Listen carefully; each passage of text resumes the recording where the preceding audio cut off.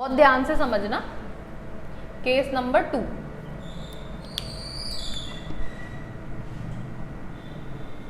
For solid liquid solution.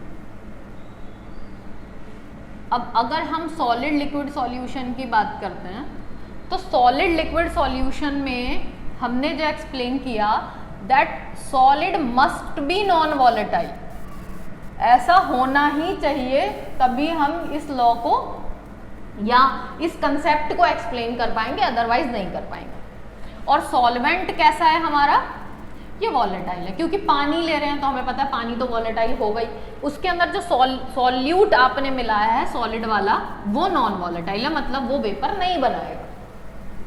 तो अगर मान लो ये पानी है आपका और इसी पानी में अब मैंने कोई सॉल्यूट ऐड कर दिया, तो अगर मैंने इसके अंदर सॉल्यूट ऐड कर दिया तो ये था हमारा प्योर वाटर और ये क्या बन चुका है आपका सॉल्यूशन। शर्त इतनी है कि पानी जो यहाँ था वही पानी वहाँ है, जितना अमाउंट यहाँ था उतना ही अमाउंट वहाँ बस। लेकिन इसी पानी में पहले 1 लीटर पानी था, वो सिर्फ 1 लीटर पानी था और कुछ नहीं। उस 1 लीटर पानी में मैंने कुछ ग्राम यूरिया मिला दिया, तो अब वो सॉल्वेंट नहीं रहा, अब वो क्या बन चुका है, सॉल्यूशन। दूसरी बात, आपने सॉल्यूट भी ऐसा मिलाया जो कि कौन सा है, नॉन वॉलेटाइल, मतलब कि वेपर नहीं बना रहा।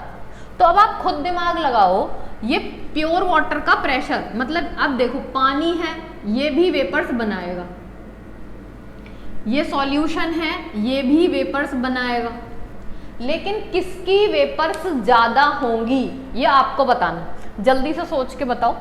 ये प्योर वाटर है, इसने वेपर बनाई, ये सॉल्यूशन है, इसने भी वेपर बनाई, लेकिन सॉल्यूशन की वेपर्स कम होंगी और सॉल्वेंट की वेपर ज्यादा होंगी। क्यों, ऐसा क्यों हुआ? क्योंकि ये तो सिर्फ पानी था, इसमें कोई ऑब्स्ट्रक्शन नहीं थी, पानी था, इवेपोरेट हो रहा है, वेपर बना रहा है, मजे से खूब ज्यादा वेपर बना दी, कोई दिक्कत नहीं। लेकिन यहाँ पे हम बात कर रहे हैं सॉल्यूशन की। अब जब हम सॉल्यूशन की बात करते हैं तो सॉल्यूशन के अंदर सॉल्यूट है नॉन वॉलेटाइल। अब ये है कि नॉन वॉलेटाइल सॉल्यूट खुद तो वेपर बनाएगा नहीं, खुद वेपर नहीं बना रहा, और जो वो जिस पानी में पड़ा हुआ है उस पानी को भी कहीं ना कहीं रोक रहा है। जैसे मान लो आप पानी में पत्थर डाल दो, तो पत्थर क्या इवेपोरेट हो सकते हैं? नहीं हो सकते। दूसरी बात, ये मान लो ये एक पत्थर है और इसके नीचे ये एक पानी की एक बूंद के ऊपर बैठा हुआ है, तो जिस बूंद के ऊपर ये बैठा हुआ है क्या वो वाटर का पार्टिकल इवेपोरेट कर पाएगा? नहीं कर पाएगा। तो यहाँ पे हम बोलते हैं कि सॉल्यूट ने खुद तो वेपर बनाया ही नहीं, लेकिन उसने कहीं ना कहीं पानी को भी वेपर बनाने से रोक दिया। तो जितनी वेपर्स यहाँ बनेंगी उससे थोड़ी कम वेपर्स यहाँ पे बन पाएंगी। क्यों, किसने ऑब्स्ट्रक्शन किया? सॉल्यूट ने। तो हम बोलेंगे that non volatile solute reduce the escaping tendency of solvent.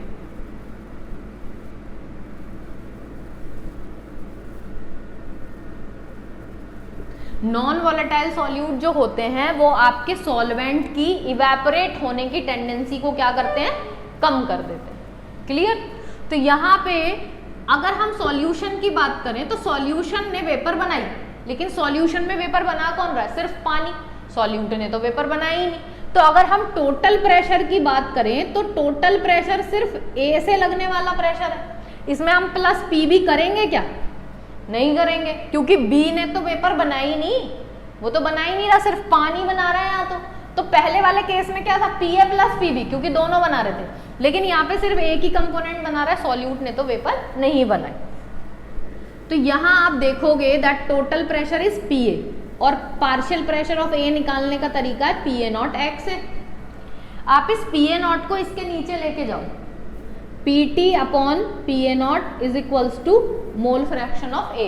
दोनों को 1 से सब्ट्रैक्ट करते हैं। अगर मैं दोनों को 1 से सब्ट्रैक्ट कर दूं तो ये हो जाएगा 1 माइनस एक्स ए, और इसको जरा लेते हैं LCM, P A minus P T upon में P A naught is equals to 1 minus X से comes out to be X B. इस फॉर्मूले को जरा मैं ऊपर लिखती हूं। तो अब आप देखोगे कि हमने जो फॉर्मूला निकाला है that is P A naught minus P T upon P A naught is equals to X B. यहां से जो इक्वेट करके आया वो यही है। आप पीटी क्या है? Total pressure. टोटल प्रेशर है किसका? सॉल्यूशन का। तो आप चाहो तो पीटी को क्या लिख सकते हो? पीटी को क्या लिख सकते हो? Pressure of solution. इसको मैं ऐसे लिख सकती हूँ P A naught minus P S upon P A naught is equals to mole fraction of solute. अब ये देखो, ये प्योर पानी था, ये सॉल्यूशन है, इसमें भी वेपर है, इसमें भी वेपर है, लेकिन किस में ज्यादा वेपर है? ऑब्वियसली बात है पानी में ज्यादा वेपर है और सॉल्यूशन में वेपर्स कम है। तो आपकी कितनी वेपर्स कम हुई, वेपर्स कितनी कम हुई वो कौन बताएगा? वो बताएगा सॉल्यूट। अब जितना ज्यादा सॉल्यूट मिलाते जाओगे उतनी ही आपकी वेपर्स क्या होती चली जाएंगी? कम, क्योंकि वो खुद भी वेपर नहीं बनाएगा और पानी को भी वेपर बनाने से रोकेगा। तो हम बोलेंगे कि प्रेशर पी नॉट का ज्यादा है और पी एस का कम है। कितना कम है? अगर आपको ये निकालना हो कि कितनी वैल्यू डिक्रीज हुई प्रेशर की, तो अगर हम यहां से लोअरिंग इन वेपर प्रेशर निकालते हैं, लोअरिंग इन वेपर प्रेशर कितना कम हुआ, तो इसको शॉर्ट फॉर्म में एलबीपी भी बोल देते हैं।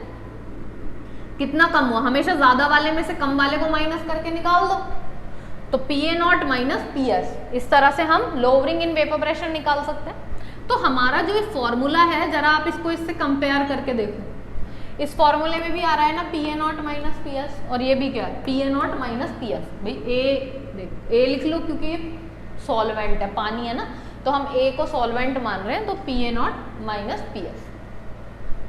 This is lowering in vapour pressure. इस फॉर्मूले में ये जो लोअरिंग इन वेपर प्रेशर है, इसको किससे रिलेट किया गया है? प्योर प्रेशर के साथ। इसको मैंने डिवाइड कर दिया प्योर प्रेशर के साथ। तो अब ये क्या बन गया?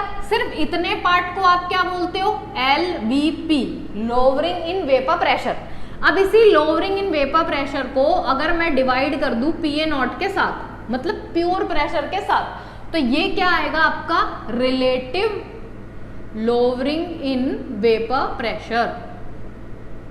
This is your relative lowering in vapour pressure, क्योंकि आप अब इस लोअरिंग इन वेपर प्रेशर को रिलेट कर रहे हो। किससे रिलेट कर रहे हो? प्योर प्रेशर के साथ। तो आपका ये RLVP का एक फॉर्मूला है, इसको शॉर्ट फॉर्म में RLVP बोलते हैं। तो आप देख रहे हो this RLVP is equal to what?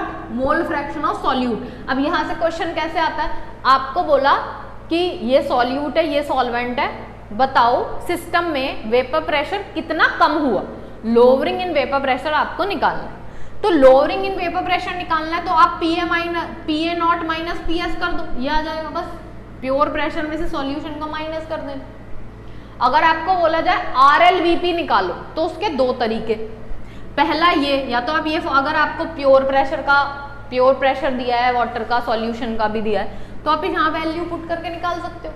और अगर आपको प्रेशर कुछ दिया ही नहीं, आपको बोला क्वेश्चन में प्रेशर किसी का नहीं दिया है, सिर्फ अमाउंट दे रखा है सॉल्यूट का भी और सॉल्वेंट का भी, और आपको बोला RLVP निकालो। अब आप कैसे निकालो? आपको पता है RLVP is equals to what? Mole fraction of solute. तो सिस्टम में सॉल्यूट का जितना मोल फ्रैक्शन होगा वही क्या होगा आपका? वही आपका relative lowering in vapour pressure है। तो दो तरीके, या तो आप इससे निकाल लो, अगर आपको प्रेशर नहीं दिया तो हमें पता है ये पूरा किसके बराबर है? XB के बराबर है, तो जो मोल फ्रैक्शन सॉल्यूट का आएगा वही आपका RLVP होगा।